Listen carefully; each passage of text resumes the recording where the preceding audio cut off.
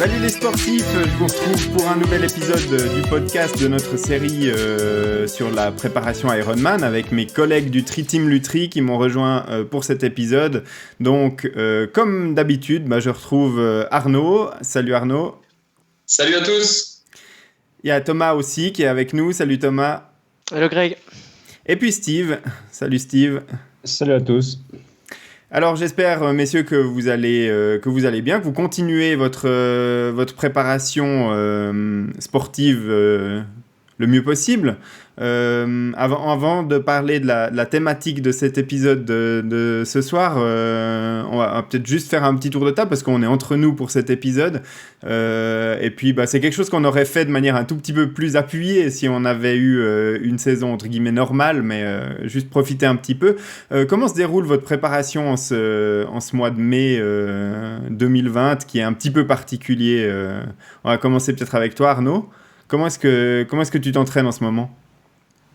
Écoute, pas trop mal. En termes de charge, c'est assez soutenu. Donc, comme on en avait un peu parlé, comme on avait abordé dans un épisode précédent, on essaie de garder quand même cet objectif d'être prêt pour une full distance au cours de l'été, même si ça a été reporté d'une année, mais voilà, on suit notre programme et de mon côté ça se passe bien. Là on va recommencer à sortir de manière un peu plus régulière aussi, mais en tout cas il y a eu une grosse phase étendue finalement sur la partie plus home trainer qui a été en tout cas très bénéfique pour moi.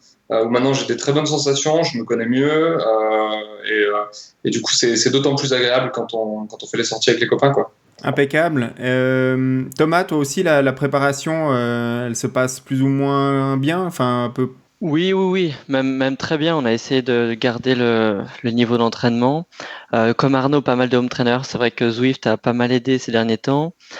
J'ai aussi fait 4 semaines de travail spécifique sur la force avec un peu un combo de home trainer, de squat, de renforcement musculaire et des tests aussi pour voir l'évolution. Donc, c'est peut-être quelque chose que j'aurais pas forcément fait si on n'avait pas eu cette période un peu spéciale qu'on a traversée. Donc, voilà, on avance comme ça. Il a fait beau le week-end dernier. Le lac ici en Suisse commence à atteindre des températures correctes, en tout cas avec la combi. Donc, comme on n'est pas en tout cas, on peut aller se baigner au lac. C'est pas encore interdit tout seul. Donc on profite comme ça et puis on continue de courir toujours un petit peu.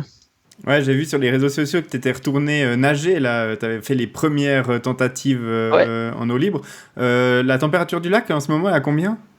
Je dirais 16 degrés à la surface de l'eau. Ok, ouais, donc ça commence à devenir jouable même. C'est correct. Ouais, ok. Faut être un peu courageux, mais une fois qu'on est dedans, ça va, ça nage. Ouais. Ouais, impeccable. Et puis Steve, toi, tu continues ton entraînement Alors aussi, ouais, moi je suis plutôt passé. Je pense que le mot préparation, il est plus vraiment d'actualité dans le sens que il y a pas mal de courses, enfin quasiment tous mes objectifs qui ont été annulés. Donc je suis plutôt passé en mode entraînement, mais sans vraiment préparer quelque chose. En fait, au retour de Fuerteventura, on est rentré le 14 mars. C'est vrai que les conditions météo étaient bonnes. Mars-avril, j'ai quand même pas fait pas mal d'heures par semaine de sport. Mais sans vraiment suivre une prépa par rapport à une course. Donc du coup, je pense que je suis un peu allé je vais pas dire dans tous les sens, mais je sortais un peu plus au feeling et au plaisir et par rapport à la météo. Donc j'ai quand même fait des semaines où j'ai aligné 15 heures par semaine. Et puis je crois qu'aujourd'hui, je pense que j'en ai quand même un peu fait. Je crois qu'il y a quand même mon corps qui est en train de me dire stop, repose-toi.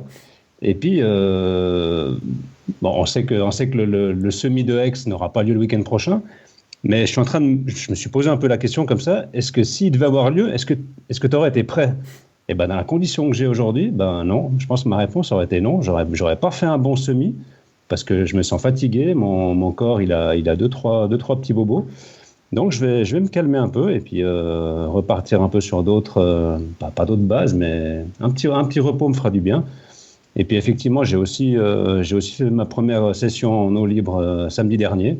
Puis je confirme, comme Thomas le disait, par rapport à la température, à 15-16 degrés, ça commence à être agréable en combi. Et puis voilà, mais en tout cas, le nombre d'heures hebdomadaires est là. Mais il faut quand même que je fasse attention à va pas avoir de petits bobos qui pourraient entamer ma saison estivale. Ouais, c'est vrai, hein, on le répète pour les personnes qui nous écoutent depuis au-delà des frontières suisses. Nous, on a eu la chance d'avoir un semi-confinement où on pouvait rester actif dehors sans avoir une attestation, sans avoir de limitation en termes de distance du domicile. Simplement, la règle, c'était qu'on devait s'entraîner tout seul ou en tout cas pas en groupe de plus que 5 personnes puis respecter la distance sociale. Mais c'est vrai qu'il n'y a jamais eu d'interdiction d'aucune pratique sportive à l'extérieur et donc... on en a tous plus ou moins profité. Steve, un petit peu beaucoup à ce qu'il nous dit là en ce moment. Voilà, le fait qu'on ait eu plus de temps pour s'entraîner, puis que les conditions, c'est vrai, étaient jolies hein, pour aller courir ou rouler à l'extérieur. Il a fait beau temps et on avait des routes relativement peu chargées en termes de circulation. Donc... toi, t'en as peut-être un petit peu trop mis, comme tu l'as dit. Heureusement, entre guillemets, que les objectifs, finalement, ne sont plus aussi proches maintenant dans le temps. On en parlait juste avant d'enregistrer cet épisode. La grosse différence par rapport à la période où on enregistrait l'épisode précédent, c'est que maintenant on a eu l'officialisation hein, de l'annulation de l'Ironman de Thun. Donc en fait l'Ironman qui devait être l'objectif pour chacun d'entre nous, puis qui était un petit peu aussi l'objectif de cette mini-série de podcasts, et ben maintenant elle a été repoussée en 2021. Il n'y aura pas de report au mois de septembre ou d'octobre comme on aurait pu l'imaginer ou comme ça a été le cas pour certaines courses. Donc voilà, maintenant nous, les objectifs, s'il en reste pour quelques-uns d'entre nous, ils ne sont pas avant fin septembre, début octobre. Donc voilà, c'est vrai que comme Steve le disait, maintenant il faut essayer de trouver d'autres sources de motivation dans l'entraînement. C'est plus forcément des préparations pour des courses à court ou moyen terme, mais voilà, il faut trouver d'autres sources de motivation. Alors moi, je regarde un petit peu mes segments Strava en ce moment, messieurs. Donc, je regarde en course à pied et puis à vélo les performances que je pourrais réaliser autour de chez moi pour essayer d'améliorer un petit peu mes classements là-dedans. Alors, sans que ça devienne une obsession, mais voilà, c'est un objectif un petit peu à vue que j'ai pour rester dans le train de l'entraînement. Donc voilà. Allez chercher les coms. Aller chercher, alors peut-être pas les coms, mais en tout cas essayer d'améliorer mes propres records personnels sur certains segments ou certains parcours. Et puis comme ça, j'essaye de me projeter un petit peu sur certains parcours de course à pied, par exemple, comme si c'était une compétition, puis essayer de rester dans le rythme à ce niveau-là. Alors tout seul, quand on court, on n'a pas de dossard, on n'a pas d'autres concurrents qui courent avec nous, donc c'est toujours un tout petit peu plus difficile de se pousser à fond, mais voilà, c'est une façon d'y arriver aussi, d'avoir ces objectifs-là. Donc, maintenant, on va rentrer dans le vif du sujet de cet épisode. Aujourd'hui, on va parler de toutes les questions qu'on peut se poser avant un triathlon, et en particulier avant un triathlon de longue distance. Je sais que certains d'entre nous, dans cet épisode, n'avons pas encore couru sur la distance complète de l'Ironman.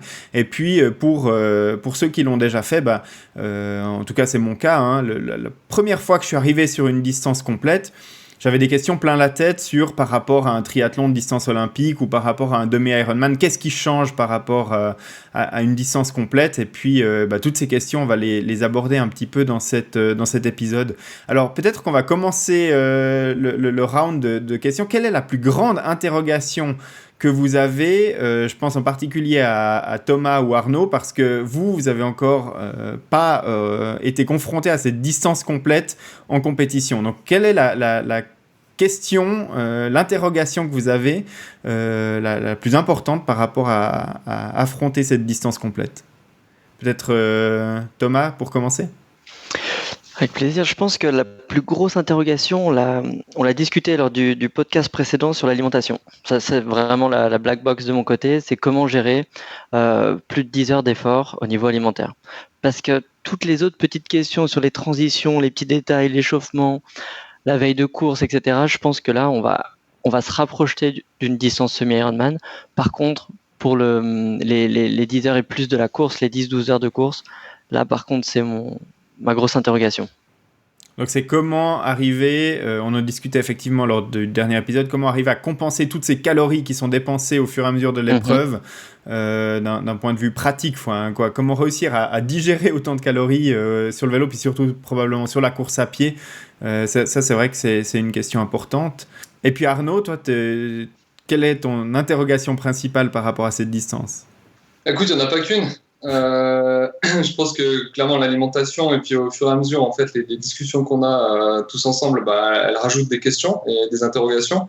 Mais on va dire avant tout et lorsque je me suis enregistré pour cette compétition, la question qui me trotte toujours dans la tête, elle se situe en fait par discipline typiquement c'est la distance sur le vélo.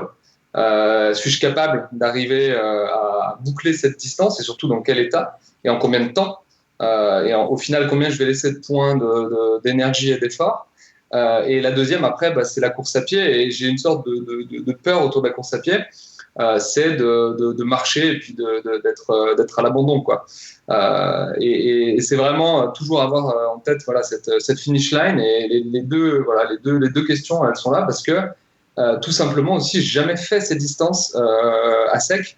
Donc, que ce soit le marathon, jamais couru de marathon. Plus grosse distance, ça devait être du trail, c'était autour des 35 km. Donc, on peut estimer qu'après, on arrivera à la maintenir, la distance, mais il n'y a pas 180 km de vélo juste avant. Et donc, du coup, c'est ça aussi. Le vélo, jamais fait une aussi grosse distance. Donc voilà, on sait que quand on est dans le mindset de la course, c'est quand même quelque chose un peu qui transcende. Évidemment, on se prépare pour ça, mais ça reste c'est plus sur la capacité, un petit peu ce que j'avais dit au cours des épisodes précédents. Ai-je la capacité d'y arriver? Alors c'est un peu plus macro que sur la nutrition et d'aller dans le détail, mais voilà, il est là le challenge, finir. Mais du coup, c'est une bonne question. Est-ce que tu penses qu'on doit avoir déjà fait la distance, au moins dans les 3 disciplines, avant d'arriver sur un Ironman? Peut-être je te pose la question à toi, Greg, ou à Steve. Vous avez déjà fait la distance avant de s'aligner sur le départ? Alors Steve, peut-être que je te laisse d'abord répondre avant ton Swissman.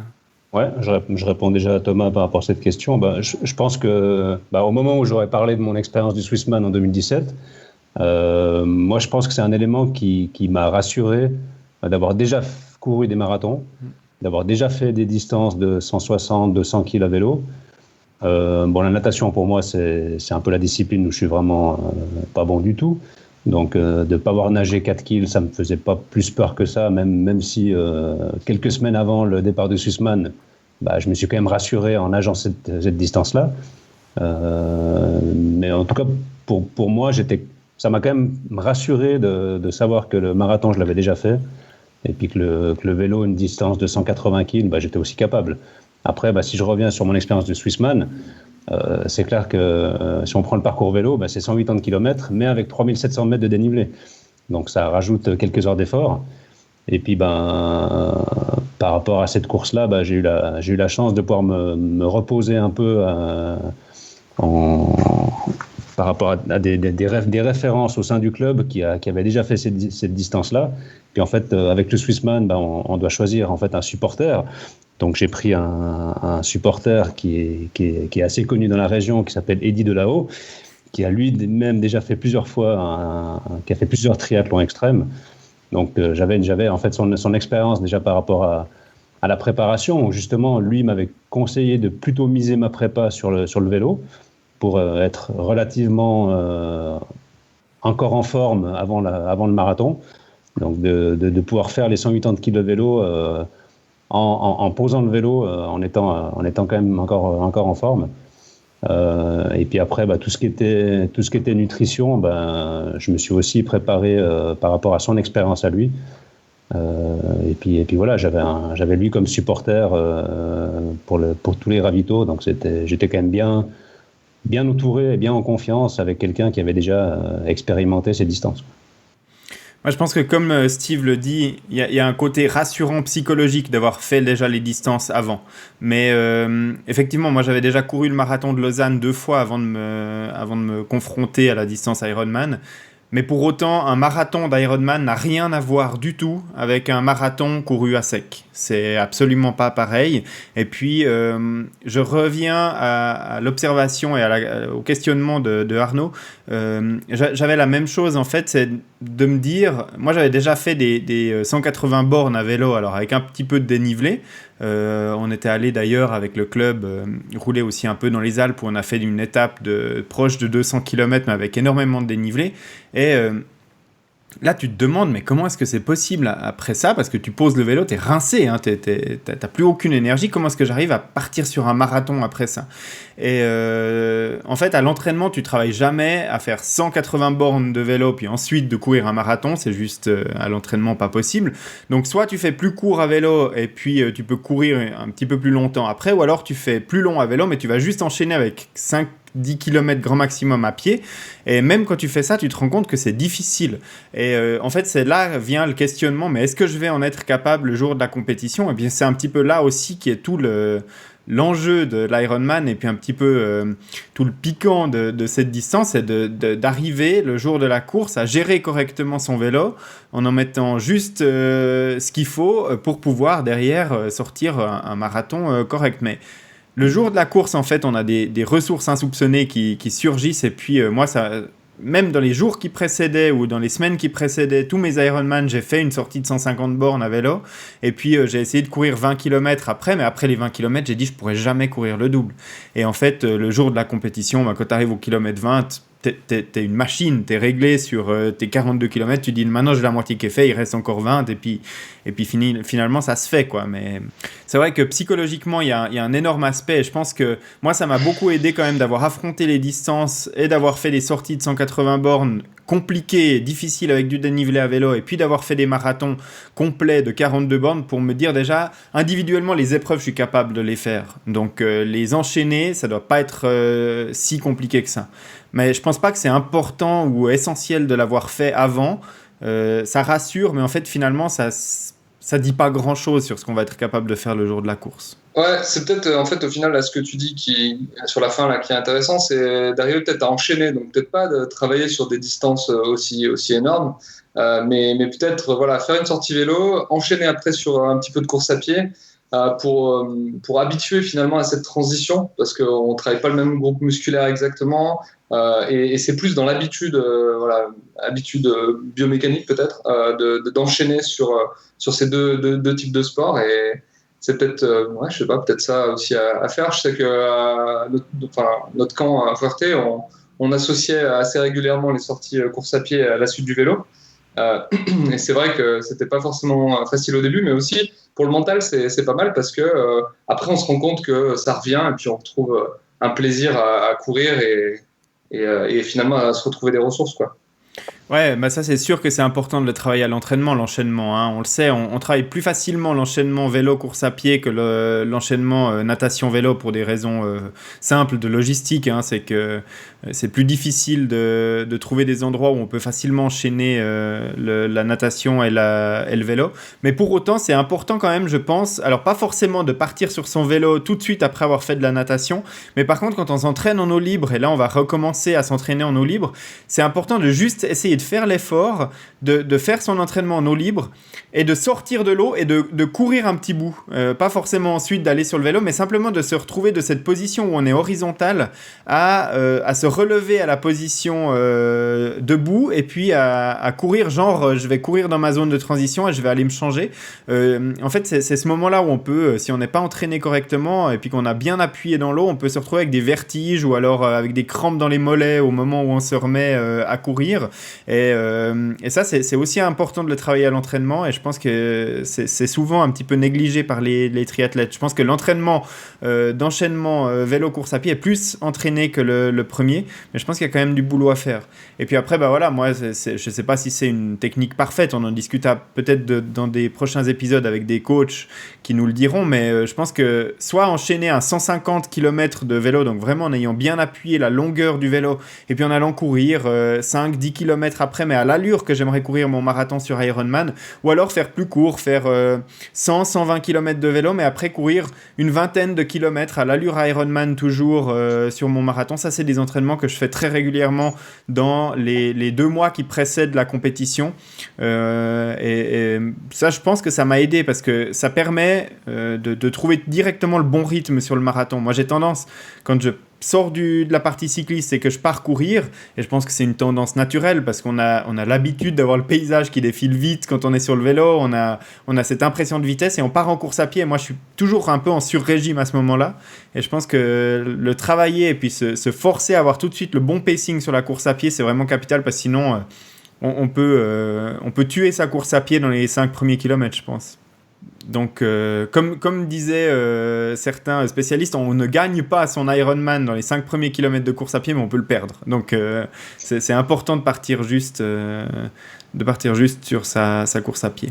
Et puis, il y a juste un point capital, puis qui revient à la toute première observation de Thomas par rapport à l'alimentation. On en a parlé dans l'épisode précédent, mais je pense qu'il est important de rappeler, c'est le jour de la compétition, il faut jamais rien tester de nouveau.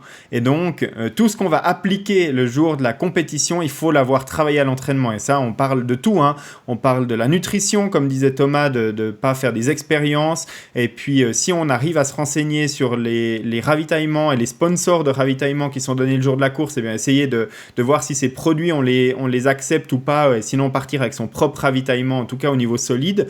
Que ce soit au niveau de la tenue, donc même si on a une trifonction qu'on veut garder pour les compétitions, en tout cas sur des distances demi-Ironman ou Ironman, c'est important de les utiliser 2-3 fois à l'entraînement pour être sûr qu'il n'y a pas de problème. Une couture qui est un petit peu ratée ici, qui fait une irritation, ou alors quelque chose qui ne joue pas au niveau de la natation. Enfin voilà, c'est vraiment des choses qui sont importantes à tester. Et puis le matériel, évidemment, hein, on ne va pas prendre un vélo ou des chaussures qu'on ne connaît pas sur une compétition. Pareil pour la combinaison de natation, ça c'est du bon sens, mais on voit encore tellement de gens qui tout d'un coup sur le jour de la compétition changent le petit déjeuner, changent le repas de la veille, changent l'alimentation pendant la course, et puis ça mène invariablement à des catastrophes. Donc ça c'est vraiment une règle de base. Après peut-être une interrogation qui me vient maintenant, par rapport à mon expérience de 2017 sur le Swissman et l'Ironman de Thun qu'on aurait dû faire maintenant en juillet 2020, c'est peut-être la différence du mode de course. Parce que moi, en 2017, j'ai fait le Swissman comme défi sportif, comme aventure, donc pas du tout en mode, on va dire, compétition. Et puis là, pour Thun, on se fait retrouver 15 membres du club à quelque part quand même se tirer la bourre. Et comment est-ce que j'aurais géré cette course-là en mode un peu course, quoi. Ça, c'est une interrogation que j'avais pour cette année, quoi. Ouais, effectivement, après, c'est toujours la grande question parce que, contrairement à un triathlon classique de distance olympique, par exemple, où on peut clairement se dire à l'entraînement, je fais mon pacing dans la natation, je fais mon pacing sur le vélo pour un 40 bornes, et puis ensuite je fais mon pacing pour mon 10 km, et puis je sais exactement quelles allures je peux tenir dans les disciplines, et puis me tenir à ça. Sur un Ironman, on l'a dit, on peut pas s'entraîner sur des distances pareilles. Alors oui, je vais pouvoir faire un 3,8 kg de natation, et puis comme c'est la première épreuve de l'Ironman, je vais dire si je le fais à une allure où je suis pas en train d'entamer mes forces, j'arrive à savoir mon pacing en natation, ok. Après, sur le vélo, ça commence à devenir un petit peu compliqué parce qu'il y a tous les paramètres du jour de la course. Il y a la température, il y a le vent, il y a le parcours, il y a plein de choses. Moi, personnellement, ça fait des années maintenant que je travaille avec les watts sur le vélo, et je crois que c'est le cas aussi de certains d'entre vous en tout cas. Et pour moi, c'est un outil qui est absolument indispensable aujourd'hui pour travailler mon pacing sur Ironman.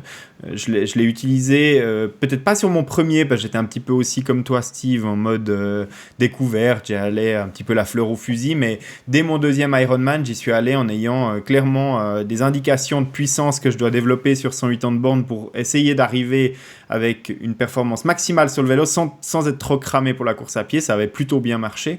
Et puis pareil lors du troisième à Lanzarote, mais voilà, c'était frustrant de regarder les watts et puis d'avoir le vent dans la gueule en avançant qu'à 15 km/h, mais j'ai essayé de m'y tenir et ça a finalement permis de rentrer un marathon à peu près potable.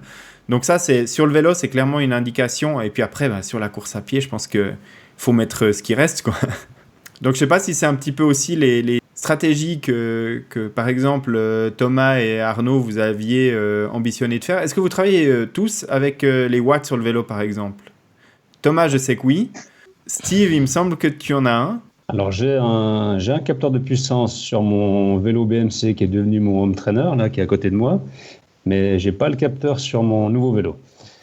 Donc pour l'instant, je suis pas équipé et je roule pas avec à la puissance. Mais je devrais peut-être m'occuper de ça assez rapidement. Et puis Arnaud, toi, tu as un capteur de puissance? Alors non, pas encore. Mais justement, j'étais assez intéressé Bon, j'ai découvert un peu la puissance via Zwift, hein, pour tout vous dire, parce que là, pour le coup, il y en a un capteur de puissance sur le home trainer. Donc là, l'idée, c'était plus voilà, construire de l'expérience aussi sur ça, mais sur route. Donc, je pense que je vais investir tôt ou tard quand même dans cet outil-là. Mais du coup, ouais, c'est assez intéressant de comprendre. Toi, par exemple, Greg, c'était dans l'idée d'avoir une cible de watts en moyenne sur la distance, ou alors en fonction de la pente, en fonction de... Comment est-ce que justement tu utilises cette data lors de ta course en live? Alors, en fait, moi, il y a deux stratégies. Il y a une puissance moyenne que je dois essayer de pas dépasser sur la compétition, parce que je sais que sinon j'entame trop mes réserves. Et puis après, tu la découpes en fonction des segments de parcours, parce que si le parcours est plat, c'est facile, hein, c'est une puissance constante tout le long. Alors c'est facile, en tout cas en théorie. Par contre, si le parcours il est accidenté, on a toujours une puissance qui est un peu plus élevée en montée. Et donc, après, il faut essayer de calculer pour que cette puissance moyenne, elle rentre le mieux possible en la dépassant un petit peu dans les montées, puis en récupérant un petit peu dans les descentes. Parce que être parfaitement linéaire sur un parcours qui est accidenté, c'est compliqué. Et donc, pour moi, c'était vraiment important d'aller dans les mois qui précédaient sur le parcours de Thun, qui est quand même relativement proche de chez nous. Donc ça, c'est vraiment un gros avantage. Et puis, de prendre le vélo, puis de faire cette boucle qui fait... c'est deux boucles, hein, le parcours complet. Donc, faire une fois la boucle, de voir un petit peu comment se répartit la puissance en y allant comme sur un Alpha Iron, hein, sur le parcours de la moitié de la distance, et puis de voir un petit peu comment se découpe la puissance en fonction de la montée, de la descente, etc. Puis ensuite d'adapter cette puissance, bien évidemment, en retirant un certain nombre de pourcents, à peu près 20% sur le total, pour pouvoir gérer ça sur le double, donc 180 km, et puis ensuite pouvoir envoyer un marathon à peu près correct. Donc moi, c'était un petit peu la stratégie, c'était d'aller plusieurs fois faire la boucle avant, pour pouvoir accumuler de la donnée, pour pouvoir ensuite mieux gérer ça le jour de la course, pour vraiment connaître le parcours, connaître comment moi je réagis dedans, et puis avoir des bonnes références.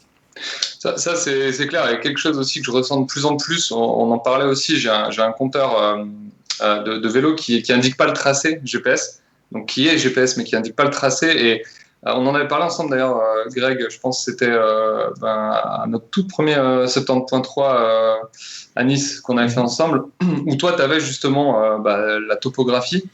Et je trouve que ça, c'est un outil qui est assez fantastique. Enfin, en tout cas, je le perçois comme quelque chose qui serait très utile dans à la fois ma préparation et le jour J sur la course. Parce que là, tu l'as mentionné, toi, tu es allé faire le repérage de Thun, parce que d'une certaine manière, c'est pas trop loin. Il y a certaines compétitions qui se font à plusieurs heures de voiture, voire d'avion, si on peut. Et donc, du coup, c'est vrai que c'est difficile de le voir, et d'avoir cette espèce d'aperçu, par exemple de la pente ou de la longueur en temps réel. Je pense que c'est vraiment un atout. Oui. Et en fait, j'ai découvert pendant ce confinement en testant, alors il y a Zwift, hein, on en a parlé pour rouler en indoor, mais il y a d'autres applications, et notamment j'ai découvert, je connaissais de nom, mais j'avais jamais vraiment utilisé l'application qui s'appelle Rouvy, et qui est un petit peu dans le même genre de Zwift, mais simplement là-dedans, les utilisateurs peuvent charger leurs traces GPS et puis leurs images vidéo, et puis on retrouve un grand nombre de parcours de triathlon. Et ça, pour moi, si à l'avenir je dois aller faire des triathlons un petit peu plus loin, où on peut pas s'entraîner en vrai, hein, sur le parcours à l'avance, eh bien c'est d'essayer de le découvrir comme ça aussi. Alors c'est pas aussi réaliste que d'aller rouler sur place, mais ça donne quand même une bonne indication de ce qui se passe sur ce parcours, et je trouve que c'est un bon moyen d'aller découvrir et de s'entraîner un petit peu sur des parcours à distance. Et ça, c'est vraiment à mon avis une bonne technique aussi qu'on peut utiliser et profiter des mois d'hiver pour préparer les compétitions qui vont arriver la saison suivante de cette manière. Je pense que ça peut te donner un bon indicateur sur le parcours, la gestion de l'effort et ce genre de choses. Et évidemment, après, si on n'a pas reconnu le parcours plusieurs fois à Thun, j'aurais pas besoin d'avoir le tracé GPS sous les yeux, hein, typiquement en 2021, parce que cet été, ça va me donner encore plus l'occasion d'aller plusieurs fois faire cette boucle là-bas. Et donc, le parcours, je le connaîtrai un petit peu comme les routes d'entraînement que j'ai autour de chez moi. Mais si je dois aller faire un triathlon à l'étranger, c'est vrai que d'avoir la trace GPS dans son compteur et de savoir que la côte dans laquelle on est dure encore 4 km ou 200 mètres, ça change beaucoup de choses par rapport à la gestion de l'effort. Et comme tu le dis, ça peut être un plus d'avoir le parcours sous les yeux et le dénivelé du parcours sous les yeux.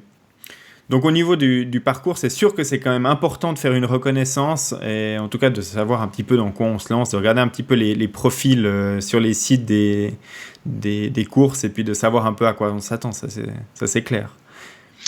Peut-être Greg, juste un point, parce qu'on parle de reconnaissance et c'est vrai que ça avait été crucial lors des premières courses et je pense que ça le sera aussi à Thun, c'est de faire le repérage la veille de la course des zones de transition. Souvent, parfois, on pose le vélo quelque part, on le prend quelque part et on le pose à un autre endroit, de savoir de pas... Enfin, voilà. Mm-hmm. C'est des questions aussi qu'on se pose peut-être trop souvent la dernière minute, mais qui sont cruciales lorsqu'on est le jour J dans la course et qu'on a des petites pertes de lucidité aussi avec l'effort. Donc ça, c'est des trucs, je sais pas si vous le faites, vous, de votre côté, messieurs, mais ça, c'est un truc, la veille ou le matin même, de repérer, de se donner des points, des lampadaires, des panneaux publicitaires, etc., par rapport à où est-ce qu'on met le vélo, où est-ce qu'on sort de l'eau, l'entrée du parc, etc. Je sais pas si vous le faites, mais c'est vraiment quelque chose qui m'aide, en tout cas, de mon côté. Alors, en ce qui me concerne, moi, je le fais systématiquement. Alors, des fois un peu à l'extrême, parce que j'ai fait beaucoup de triathlon avec un autre membre du Tri-Team Lutry qui, lui, alors, a une véritable obsession au repérage des zones de transition. Donc, Christian, si tu nous écoutes, on te salue. Donc, lui, quand je suis avec lui sur une compétition, c'est sûr qu'on repère pendant des heures la zone de transition, où sont nos sacs, l'attente de transition, ensuite, comment, dans quel sens aller, dans quelle rangée pour aller rechercher son vélo, mais sans le faire à l'extrême, je pense que c'est important de bien le repérer, ouais. Parce que c'est trop vite fait de rentrer dans la mauvaise rangée de numéros et puis de ne pas retrouver son sac et puis de perdre vite des poignées de minutes à ce moment-là. Et puis on en discutait lors de l'épisode sur le coaching mental avec Marc. Effectivement, tu t'énerves, tu commences à stresser et puis ensuite tu pars sur ton vélo, tu t'en veux, tu ressasses ça et puis finalement ça te pourrit en fait une partie de ta course et mentalement tu décroches du truc. Donc c'est vraiment un moyen simple de l'éviter, c'est de savoir exactement où il faut aller. Alors je sais pas, vous le faites régulièrement, Steve, je pense que tu as quand même une expérience quand même sur le triathlon, donc toi t'es quelqu'un qui jette quand même un œil à la zone de transition avant de partir. Alors ouais, je pense que je jette un œil, mais pas tant que ça, parce que c'est vrai que si je prends un peu les expériences qu'on a eues tous ensemble à Cascais ou à Nice, où on sait qu'on va passer 3-4 jours ensemble, il fait beau, il fait chaud, il y a des palmiers, c'est assez fun, et puis on va sur place un peu la veille pour aller chercher notre matos, les dossards, les sacs et tout ça. C'est assez fun, et puis on se marre bien, et puis là, on jette quand même un petit coup d'œil à l'environnement, à la zone de transition qui est soit déjà montée, soit en cours de construction. Et puis après, c'est vrai qu'il y a eu des courses où on arrive le matin pour déposer le vélo, si ce n'est pas déjà fait la veille. Et puis, moi j'ai un peu cet effet-là sur chaque course, que ce soit un marathon, une course à pied, un trail ou un triathlon, où en fait le matin, j'ai une petite appréhension, un petit coup de stress qui arrive. Et c'est là que je suis en train de me dire, mais est-ce que je me suis assez bien préparé dans cette zone de transition? Est-ce que j'ai bien fait les repérages? Parce que, hier, on déconnait un peu, c'était drôle, il faisait beau, super nickel. Et puis, on a été déposer les sacs. Mais est-ce que vraiment, là, quand je vais sortir de l'eau, est-ce que c'est par là que je dois arriver? Est-ce que je dois ressortir par là-bas? Donc, je pense que je pourrais me préparer un petit peu mieux pour ces zones de transition. Mais disons que ça m'a jamais fait rater une course. Mais disons que des fois, je me mets un petit peu la pression alors que je pourrais me préparer un peu mieux. Et puis Arnaud, lui, c'est déjà un spécialiste de rechercher son vélo dans la zone de transition. On le sait depuis quelques épisodes maintenant. Mais est-ce que ça t'a donné une leçon sur le fait d'analyser plus en détail les zones de transition et puis le repérage des entrées, sorties, des flux, etc. Totalement. Alors, si j'ai vraiment une sorte de tips à donner ou un secret pour tous les auditeurs, et même vous d'ailleurs, hein, c'est de ne pas sortir dans les premières natations. C'est quelque chose que je fais assez régulièrement. Du coup, quand tu arrives devant la barre où il y a des vélos, il n'y a plus que le tien. Du coup, pas besoin de repérer à l'avance parce que tu le vois de loin. Non, blague à part, même si ça fonctionne très bien, ça fonctionne un peu moins pour les sacs au 70.3 de Nice, typiquement où dans les zones de transition, il y a des sacs, donc c'est propre à Ironman, hein, où on dépose nos affaires, on reprend et on switch et on laisse en fait sur une sorte de pater les sacs. Et c'est vrai que malgré avoir fait le repérage la veille, il y a tellement en fait d'informations qui viennent avec cette espèce d'adrénaline que je suis arrivé dans le rayon. Surtout, c'était, je crois, la transition après le vélo. Et en fait, j'étais pas dans le bon rang et j'étais persuadé que j'y étais pourtant. Après, il faut imaginer, on est en front de mer, il y a un peu tout qui se ressemble. Donc, c'est vrai que c'est quand même très léger les détails. Et en fait, je regardais juste pas au bon endroit au niveau des chiffres. Pareil, il faut imaginer, il y a des milliers de sacs. Hein, donc, ça a été assez difficile parce que je pense que j'ai perdu au moins une minute à trouver mon sac. C'était vraiment pas agréable. Ça ajoute du stress, ça ajoute pas mal de contraintes. Donc c'est vrai que maintenant, j'essaie d'y faire très attention. Je deviens de plus en plus, en fait, je mets de plus en plus de rituels sur les préparations en zone de transition et inclus le repérage.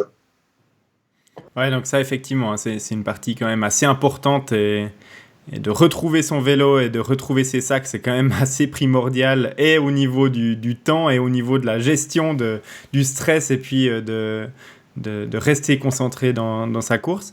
Moi, lors de mon premier Ironman, j'avais une grande interrogation, c'était ma tenue. Parce que c'est vrai que sur un short ou sur un distance classique, c'est assez clair, on part en trifonction, on garde la même tenue, donc sous la combinaison de natation néoprène, et puis ensuite sur le vélo et la course à pied. Par contre, on le sait, hein, et chacun qui a déjà porté une trifonction le sait, c'est pas aussi confortable qu'un cuissard cycliste sur la partie vélo, surtout pour des longues distances. Et puis en course à pied, parfois, ça peut aussi un peu cisailler les épaules si la trifonction est juste ajustée. Et puis ça permet aussi facilement d'attraper des coups de soleil parce que souvent les épaules sont complètement dégagées. Donc vous aviez l'intention de vous habiller comment pour partir sur l'Ironman de Thun cet été? Est-ce que c'était trifonction ou est-ce que c'était un changement de tenue aux transitions? Par exemple, Arnaud, je te vois faire la moue. C'était pas encore tout à fait décidé? En fait, non, tu viens de créer le doute, mais pour moi, c'était assez décidé sur le fait qu'on a des très très belles trifonctions qui sont pour des longues distances. Aux couleurs du club. Non, j'étais plutôt parti sur ça, mais c'est vrai que maintenant qu'on réfléchit à la distance, je me dis qu'un peu plus de confort pour être intéressant, parce que c'est clairement pas, encore une fois, le temps que je viserais pour mon premier full Iron. Donc c'est vrai que c'était une question que je m'étais pas posée. Pour moi, c'était assez clair que je prenais la trifonction. Thomas, toi, tu partais en trifonction? Ouais, pareil, je pense que on serait parti en repérage surtout, en tout cas sur la première boucle avec la trifonction avec toi, Greg, pour voir ce que ça donne. Mais je me suis pas posé plus de questions que ça en me disant si c'est confort sur 90 km sur la moitié du parcours. Elle me convient très bien sur la course à pied. Là, j'en ai des certitudes maintenant. Je nage très bien avec. C'est vrai que les 180 en vélo, j'aurais peut-être pas l'occasion de les tester avant avec la trifonction. Et c'est là où il y aura peut-être potentiellement le plus de problèmes de confort. Mais je ne me vois pas mettre un cuissard par-dessus ma trifonction pour le vélo, en tout cas. Pas pour l'instant. Et Steve? Et pareil pour moi, je pense que ça reste une interrogation. J'ai encore pas vraiment pu la porter très souvent, cette trifonction. Et de savoir si elle tient sur un semi ou sur un Iron, j'en ai aucune idée. Mais c'est clair que la première idée, c'est de partir sur cette trifonction parce que, comme dit Arnaud, elle est juste magnifique. Elle a les belles couleurs du Tri-Team Lutry.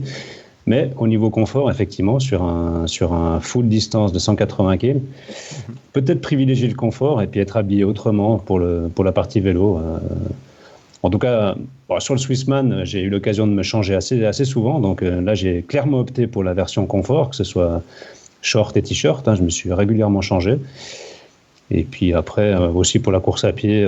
Bon, après, c'était pas une course club, donc j'ai quand même porté les couleurs du TTL. Mais disons que j'ai pu me changer plusieurs fois, donc j'avais opté plutôt pour le confort sur le Swissman que sur une course classique.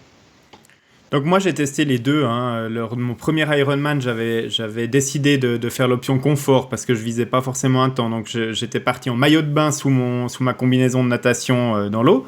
Donc ça s'est très bien passé. Ensuite, dans la tente de transition, j'ai mis ma tenue cycliste. Donc là, ça prend du temps, parce que quand on arrive mouillé, enfiler un cuissard, passer les bretelles, mettre le maillot par-dessus, fermer le zip, ça prend vite quelques longues secondes, voire minutes. Et puis après, le vélo, j'étais de nouveau entièrement changé, puis j'avais mis une tenue de course à pied. Alors c'est vrai qu'au niveau confort, c'est inégalable. De faire le vélo dans un cuissard de cycliste, c'est quand même hyper confortable et hyper appréciable. On le retrouve pas dans une trifonction, même quand on a quand même une trifonction qui est prévue pour de la longue distance avec une entre guillemets peau de chamois qui est prévue pour, mais il faut quand même qu'elle soit assez discrète pour la course à pied, et donc du coup c'est quand même moins confortable. Les deux autres, ensuite, je les ai fait en trifonction. Alors, moi, je recommande quand même de porter la trifonction sur des sorties longues à vélo pour vraiment voir si ça passe. Il faut faire un 150 bornes avec la trifonction sur le vélo pour vraiment se rendre compte de savoir si ça passe. Parce que moi, il y a des trifonctions, j'en ai changé plusieurs fois avant de trouver celle qui me convenait vraiment. Donc là, c'est vrai que maintenant, on a fait des commandes de trifonction haut de gamme pour le club. Et donc du coup, celles-là, elles sont vraiment confortables. J'avais essayé un petit peu d'autres choses par le passé qui ne m'ont pas du tout convenu. Et trouver la trifonction dans laquelle on est confortable, c'est quand même quelque chose d'assez essentiel. Et de ne pas partir comme ça, on le disait, de ne pas essayer une nouvelle trifonction le jour de la compétition. Je le dis, mais je l'ai fait à Cervia l'année passée en Italie. Bon, c'était sur un half, c'était pas sur un full, mais bon, voilà. Bah, t'avais envie de porter ces belles couleurs. Voilà, exactement. Elle était belle, cette fonction, elle était belle. Celle-là, elle est jolie. Elle a des couleurs très flashy, ouais. Donc effectivement, et puis elle est alors extrêmement confortable et elle va très très bien pour la longue distance, et pour ma peau qui est sensible au soleil, avoir les manches qui viennent jusqu'au coude, c'est aussi très appréciable plutôt que d'avoir les épaules entièrement à l'air, parce qu'alors là, moi je finis aux soins intensifs, mais pour une brûlure au 3e degré. Donc voilà pour la tenue, mais c'est vrai que c'était quand même une de mes grandes interrogations lors de mon premier Ironman, en fait, de savoir comment j'allais m'habiller. Très rapide, parce que justement, c'est ça, on parlait de confort, et puis moi, une des grandes questions que j'avais, c'était en fait, comment gérer les pauses biologiques dont on a besoin pendant ce genre d'épreuve, parce qu'on va pas se mentir, justement, on a parlé d'alimentation, on s'alimente, on boit, et en fait, j'avais jamais vraiment pensé à ça jusqu'à ce que je sois dans la position pour le semi-Ironman, encore une fois, de Nice, où on est sur, je vais dire, de la durée d'effort, donc une durée que j'avais pas encore fait d'une traite, et où simplement, voilà, on a des besoins, et typiquement, j'étais sur le vélo, et puis j'ai eu en boucle toujours la même question de me dire comment est-ce que je m'arrête si j'ai envie d'aller aux toilettes, est-ce que je le fais, est-ce que je peux attendre quand même jusqu'à la fin du vélo, et ainsi de suite, et c'en est devenu vraiment quelque chose très compliqué parce que en fait ça empiète après sur simplement ressentir l'instant où on est. Au contraire, on sent même trop l'instant, mais on n'est plus dans la dynamique de l'effort, et au final, je l'ai assez mal vécu, parce que au moment où j'ai pris ma décision, je venais de dépasser le ravitaillement, et vu que je m'étais pas arrêté et qu'au contraire, j'avais pris 2 gourdes pleines, ça a été très difficile, parce que j'ai enduré quand même jusqu'à la fin des 90 km. Mais après la transition en course à pied m'a soulagé dans tous les sens du terme, mais c'est vrai que c'était une des grandes questions, et aussi du coup qui se projette sur la partie Ironman, parce que là du coup on parle sur des durées d'effort qui sont immenses, et donc encore une fois c'est peut-être plus à vous renvoyer la question sur comment est-ce que vous gériez ça, et parce que ça fait partie, encore une fois, du confort. Ouais, alors effectivement, puis c'est une question stratégique aussi, hein, pour pas perdre trop de temps. Si tu es en mode performance sur un Ironman, bah, le but c'est de pas t'arrêter, hein, très clairement. Donc, pour ne pas s'arrêter, il faut essayer d'y aller avant la course et pendant que ce soit plus un problème. Alors, c'est des fois un petit peu des petites techniques de boire un café juste en se levant le matin à 4h30 pour essayer d'aller aux toilettes avant. Et puis, pendant la compétition, l'idée, c'est d'essayer de ne pas s'arrêter. Alors, c'est vrai que y a souvent des toilettes qui sont disposées dans les zones de transition. Donc, si vraiment il y a un besoin pressant qui se fait sentir, c'est quand même la meilleure stratégie, c'est de juste avant d'aller chercher son vélo à T1 ou alors juste avant de partir sur le parcours de course à pied à T2, c'est de s'arrêter à ce moment-là. À mon avis, c'est quand même le plus efficace. Et puis, on sait que normalement, on risque un carton, hein, si on s'arrête en pleine nature sur le parcours vélo ou le parcours de course à pied. Donc ça, c'est à éviter. Steve, qui est ici arbitre, acquiesce de la tête. Donc voilà, à éviter de s'arrêter au bord du parcours. Et puis en tout cas, s'il y a un arbitre qui passe, ça risque de donner lieu à une pénalité. Donc à proscrire. Moi, je pense que essayer de le faire aux transitions, c'est bien. Essayer d'arriver à ne pas le faire, c'est la meilleure stratégie. Alors bien évidemment que c'est pas tout le temps possible, mais moi, j'ai pas eu à m'arrêter, par exemple, lors de mon Ironman à Lanzarote en 2016. C'est possible de pas avoir à s'arrêter pour ces raisons-là. Je m'étais moi-même surpris en fait à l'arrivée de me dire tiens, je me suis pas du tout arrêté de la journée. Après, je pense que sur un Swissman qui dure quelques poignées d'heures en plus, je pense que de toute façon, il y a un moment ou un autre, on s'arrête, alors que ce soit pour des besoins naturels ou pour d'autres choses. Je pense que de toute façon, il y a des petites pauses, Steve. Je confirme, sur ma course du Swissman 2017 qui a pris 18 heures, je me suis quand même arrêté plusieurs fois et sur le vélo et sur la course à pied. Mais je pense que sur un semi ou sur un full, si on a pris effectivement un bon petit-déj avec un café qui nous permet d'aller aux toilettes avant le départ de la course, je pense qu'on est quand même tranquille quelques heures. Donc en T1, après la natation, à mon avis, il n'y a pas besoin. Après, effectivement, moi en T2, généralement, je fais une petite pause parce que de partir sur la course à pied où voilà, la vessie risque de secouer un petit peu et puis c'est quand même désagréable de devoir courir en ayant besoin d'aller aux toilettes. Mais ça peut aussi être gênant, comme toi, Arnaud, sur le vélo. Moi, je pense que si ça devient gênant et puis qu'on y pense trop, autant s'arrêter, même si on perd 1 minute, 2 minutes. Ça sera quand même un confort de gagner pour la fin du vélo. Et après, moi, je pense qu'en T2, avant d'attaquer la course à pied, moi, en tout cas, généralement, je le fais parce que suivant comment on s'est alimenté sur le vélo et comment on a bu, c'est quasiment sûr qu'on a besoin d'aller aux toilettes à T2, quoi. Mais ça, c'est personnel.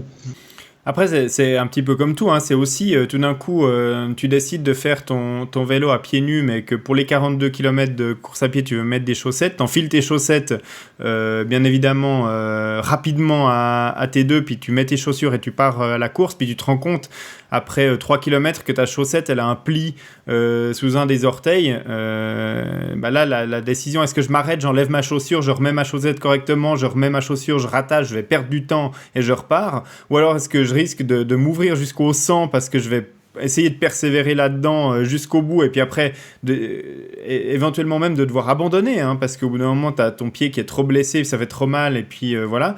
Donc c'est toujours aussi un équilibre à trouver pour chacune des choses. Ça peut être un besoin naturel, ça peut être aussi d'autres choses, une irritation due à la trifonction, on en parlait tout à l'heure, ou alors comment tu as enfilé ta chaussette, ou alors n'importe quel autre problème qui nécessite que tu t'arrêtes quelques minutes. Est-ce que tu le fais, est-ce que tu le fais pas? C'est quelqu'un qui va se qualifier qui tente de se qualifier pour Hawaï aura peut-être pas le même niveau de décision que celui qui est 135e au classement non plus, hein. Donc là, après, il y a aussi d'autres considérations qui rentrent en jeu. Mais voilà, comme je le disais, si je dois m'arrêter à T2 dans le cabinet de toilette avant de partir sur la course à pied, je le fais. Voilà. Et un dernier point qu'on peut aborder dans cette question sur les questions les plus fréquemment posées, en tout cas quand je discute avec des triathlètes qui débutent, c'est la question du vélo. Et quel type de vélo est-ce que je dois acheter si je veux me lancer dans un Ironman? Est-ce que je dois absolument avoir un vélo de chrono avec le guidon de triathlète, avec des énormes roues profilées, ou est-ce que je peux prendre mon vélo de route, etc. Donc là encore, on va faire un petit tour de table et puis voir un petit peu quel matériel vous aviez imaginé rouler cet été à Thun. Est-ce que c'est plutôt un vélo de triathlon, donc profilé, couché sur le guidon, ou alors est-ce que c'est plutôt un vélo de route, Arnaud? Écoute, moi, c'est plutôt en termes de possibilités, hein. J'ai un vélo de route avec des jantes carbone qui sont aéro, mais qui sont pas trop aéro. Donc, c'est un vélo qui est donc de la marque Canyon, de type donc Aeroad, qui est un petit peu plus profilé, mais qui reste assez polyvalent. Donc, je l'utilise un petit peu pour tout, parce que, bah, évidemment, à côté de chez nous, on a quand même pas mal de dénivelé aussi. Donc, je voulais... vu que je découvre encore une fois cet univers-là, je pouvais pas m'équiper, hein, sur tous les formats de vélo possibles. Donc j'ai essayé de trouver, voilà, un compromis entre ce que j'aime, donc relativement de la vitesse, et puis de l'autre côté, quand même pouvoir découvrir de super paysages, montagnes, et avoir voilà, ce format-là. Donc c'est pour l'instant quelque chose d'un peu, j'estime ambivalent, polyvalent, qui me convient bien. Voilà, donc un seul vélo pour à peu près tout faire pour toi. Et puis Thomas, toi, qu'est-ce que tu aurais pris comme vélo pour le parcours de Thun? On rappelle à nos auditeurs, hein, que le parcours de Thun est quand même assez exigeant. Il y a quand même près de 1000 mètres de dénivelé sur la boucle de vélo, donc un total de près de 2000 mètres sur l'intégralité du parcours, donc c'est pas tout plat. Est-ce que tu serais parti quand même? On voit derrière toi, au moment où on enregistre ce podcast au travers de Skype, qu'il y a ton vélo derrière, et c'est un joli vélo profilé de triathlon. Et puis je crois que tu as aussi un vélo de route cadre classique, donc lequel des deux t'aurais choisi? Je pense que j'aurais quand même opté pour le vélo de triathlon. Parce qu'on a la chance de pouvoir les repérer, donc ça, je pense que la décision se serait faite après le repérage, bien entendu, mais on peut s'entraîner avec du dénivelé par ici, on peut passer du temps sur ce vélo de triathlon, donc je pense que j'aurais fait le choix sur ce vélo. Aussi parce que je l'ai acheté pour. Comme Arnaud, il y a 2 ans de ça, j'avais un vélo, un Kyoto avec des prolongateurs qui faisaient tout, c'était bien pratique, et maintenant... j'ai ce luxe d'avoir ce choix qui est en fait parfois assez compliqué à faire, notamment sur les Ironman qui sont de plus en plus, notamment pour éviter les histoires de drafting, etc., de plus en plus avec du dénivelé, ce que je trouve très bien, mais donc qui remet en cause après ce choix, la question du vélo. Et donc pour Thun, un vélo, je pense, on parle de 180 km quand même, donc il y aura du temps à plat, il y aura du temps à passer sur ce vélo, l'aérodynamisme rentre quand même pas mal en jeu. Donc je pense que le choix du vélo Aero s'impose. Ouais. Et Steve? Alors moi j'ai un vélo qui est un peu plutôt dans le style de Arnaud, plutôt polyvalent, hein, qui me permet de faire du plat, de la montée, et qui va très bien. Mais je pense que j'aurais forcément pris ce vélo, mais je l'aurais un petit peu adapté en mode plus aéro, plus triathlon. Parce qu'en fait j'avais prévu en avril de faire un bike fitting dans un magasin tout près de chez nous. Et en même temps, de le rendre un peu plus triathlon en rajoutant un prolongateur, éventuellement d'autres roues, mais ça, c'était une question que je m'étais posée, d'adapter un peu les porte-gourdes pour être plus en mode Ironman. Donc oui, je pense que je l'aurais adapté en mode triathlon longue distance, mais je serais parti sur mon vélo qui est plutôt polyvalent. Très bien, donc on voit qu'il y a un petit peu les deux choses. Oui, Thomas, tu veux rajouter quelque chose? Oui, j'ai une question pour toi. Greg, là, on parle du choix du vélo. Est-ce que tu vas jusqu'au choix de la cassette, etc. Lorsque tu te lances sur une course, j'imagine, tu vas jusqu'au choix de changer peut-être la cassette, l'adapter en fonction de la course, ou tu prends le vélo comme il est, et puis c'est soit le vélo de triathlon, soit le vélo de montagne? Alors, moi, en fait, je choisis le vélo, donc soit le vélo de triathlon. Alors, moi, j'ai vraiment un vélo de triathlon très, très typé aéro et performance, donc ça c'est clair, c'est soit celui-là sur un parcours, mais même Thun, hein, j'aurais vraiment clairement pris le vélo de triathlon, ou alors le vélo cadre route, mais ce serait plutôt pour un parcours style l'Embrunman ou quelque chose comme ça, hein, où je reviendrais à un vélo de type classique. Après, ce qui va changer, c'est les roues. J'ai la possibilité de mettre 2 paires de roues maintenant sur mon nouveau vélo de chrono, donc soit des roues à profil moyen sur lesquelles j'ai une cassette qui est un petit peu plus polyvalente, donc qui me permet de passer un petit peu plus en souplesse les pentes. Moi, je suis pas très très à l'aise quand ça commence à monter à 8% ou plus, donc il faut vraiment que je puisse mouliner.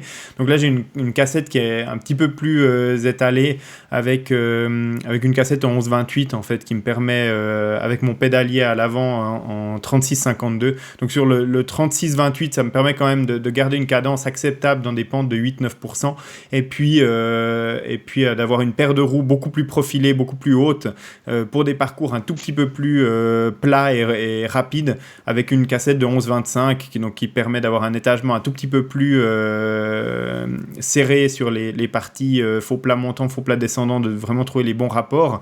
Et donc là, effectivement, ça aurait été le repérage des parcours de Toons successifs avec ces 2 paires de roues cet été qui auraient dit ben voilà, c'est celle-là ou celle-ci. J'ai fait quelques repérages en automne passé avec mon ancien vélo de chrono, donc j'ai pas vraiment encore de référence par rapport au nouveau matériel, mais honnêtement, je pense que j'aurais pris les roues un petit peu moins profilées pour pouvoir avoir justement cette cassette dessus qui me permet quand même, dans les pourcentages, il y a quand même quelques petites côtes qui font mal sur le parcours de Toon, de pouvoir quand même garder une cadence correcte et puis pas de s'épuiser en emmenant du trop gros. Bon, après, un paramètre qui pourrait modifier le choix des roues, ça serait éventuellement du vent. Avec des roues bien profilées, un joli vent latéral, ça peut devenir dangereux.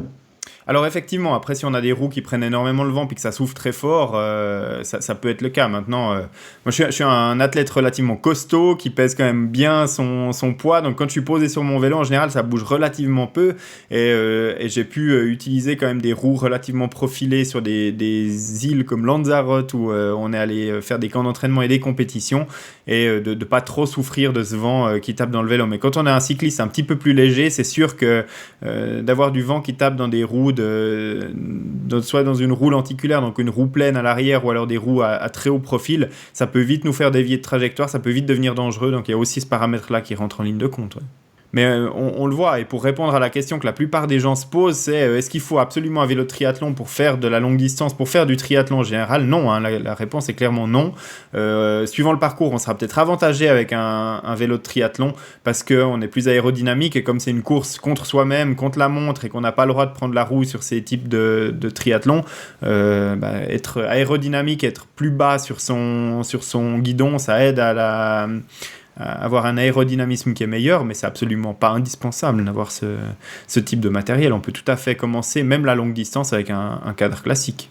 Donc voilà un petit peu les questions que j'avais notées moi de mon côté. On a parlé de l'alimentation au tout début avec Thomas, on renvoie à l'épisode précédent par rapport à l'alimentation en course, et puis on rappelle, c'est vraiment des choses qu'il faut entraîner avant à l'entraînement, puis partir avec son ravitaillement qu'on connaît sur la course, ça c'est hyper important. Après, bien évidemment il reste la grande inconnue que Arnaud nous présentait en début d'épisode, c'est de savoir est-ce que je vais tenir la distance. Bon, on s'entraîne du mieux qu'on peut pour tenir cette distance, et puis le secret, je pense, après sur de la très longue distance, c'est de savoir modérer son effort et puis tenir sur les 12, 13, 14 heures que peuvent durer un Ironman pour la plupart d'entre nous, essayer d'arriver avec encore de l'énergie dans les 10 derniers kilomètres de cette course à pied. Est-ce que vous aviez encore des interrogations ou alors des questions que vous vous posiez avant de commencer à vous mettre sur du triathlon moyenne ou longue distance ? Donc, apparemment, vu vos visages et vos signes de tête, je crois qu'on a couvert un petit peu la thématique pour cet épisode. Donc, je vous remercie, messieurs, d'avoir participé à ce nouvel épisode de la préparation. On le rappelle, on prépare plus grand-chose maintenant, mais on va continuer à enregistrer quelques épisodes par rapport à la préparation Ironman et triathlon cette saison. C'était pas prévu comme ça quand on a lancé notre série de podcasts juste avant de partir à Fuerteventura au début du mois de mars, mais les choses sont ainsi, et on va continuer à trouver des invités pour nous parler de préparation Ironman et triathlon au cours de ces prochaines semaines. Merci Arnaud, merci Thomas, merci Steve d'avoir participé à l'enregistrement de cet épisode. C'était un vrai plaisir. Et puis, ce sera de nouveau un plaisir de vous retrouver dans 2 semaines pour un prochain épisode. Merci à vous. Merci à toi. Super, merci Greg.